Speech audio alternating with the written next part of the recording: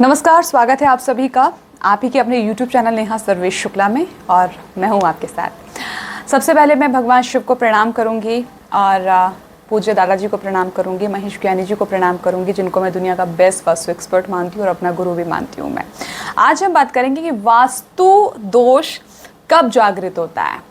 ठीक है, हालांकि मैं पुरानी वीडियो में बता चुकी हूँ, लेकिन आज थोड़ा सा मैं आपको डिटेल में समझाने की कोशिश करूँगी, क्योंकि हर इंसान के लिए ना ये सब जानना और समझना बहुत ही ज़्यादा ज़रूरी है। अच्छा, सबसे पहले तो बहुत सारी बात, क्योंकि ज्ञानी जी से भी कई बार मैंने सुना है कि मान लीजिए आपने नया घर लिया, बहुत खुशी से पंडित आ रहे हैं पूजन के लिए, रिश्तेदार तमाम इकट्ठे कर लिए आपने, उसके बाद क्या होता है कि अचानक से किसी का हार्ट अटैक आके मौत हो जाती है। जो इंसान घर बनवा रहा है, ऐसा कई केस आए हैं, ऐसे कई केस। अब लोग उसको वास्तु दोष से जोड़ने लगते हैं। इसमें वास्तु दोष का कोई रोल ही नहीं, क्योंकि जो इंसान अभी तक घर में रहना ही नहीं शुरू हुआ, इसका कोई कनेक्शन ही नहीं। इसको हम भूमि दोष कह सकते हैं।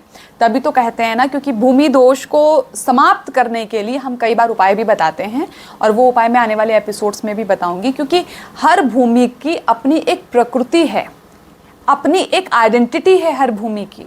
अब आप खुद सोचिए, उसके अंदर कोई दबा हुआ है, कोई मरा हुआ है, क्या है।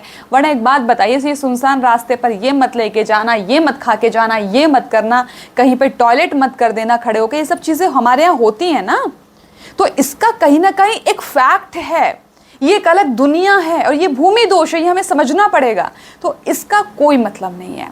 अच्छा, दूसरी बात, यहाँ पर हमने ये भी देखा है कि भाई कि वास्तु जो है बनाते बनाते, घर बनाते बनाते एक्सीडेंट हो गया, या ऐसा हो गया, वैसा हो गया। कुछ जगह नज़र दोष काम करता है, कुछ जगह भूमि दोष काम करता है। क्यों? क्योंकि वास्तु जो एक्टिवेट होता है ना, वो होता है 21 महीने, 7 साल, 15 साल, या फिर बहुत ज़्यादा अगर आपके कर्म बहुत अच्छे हैं, बहुत अच्छे अगर आपके कर्म हैं, तब तक नहीं तकलीफ हुई तो 21 साल वास्तु जागृत होता है, और ये अपना काम 100% करेगा, जिसे दुनिया की कोई ताकत नहीं रोक सकती। अगर घर में अचानक रहने के बाद अशुभता आने लगे तो आप समझ जाइए वास्तु काम करेगा 21 महीने के बाद में। और अगर आपको डायबिटीज़ या थायराइड जैसी प्रॉब्लम होने लगी और आपको ये लग रहा है कि भाई मेरे घर में ये लोग तो डेली योगा करते हैं, डेली जिम जाते हैं, डेली फलाना होता है, ढिकना करते हैं, नहीं रोक सकते आप भाई। 7 साल में ये प्रॉब्लम पैदा होंगी, ये रोग पैदा होंगे।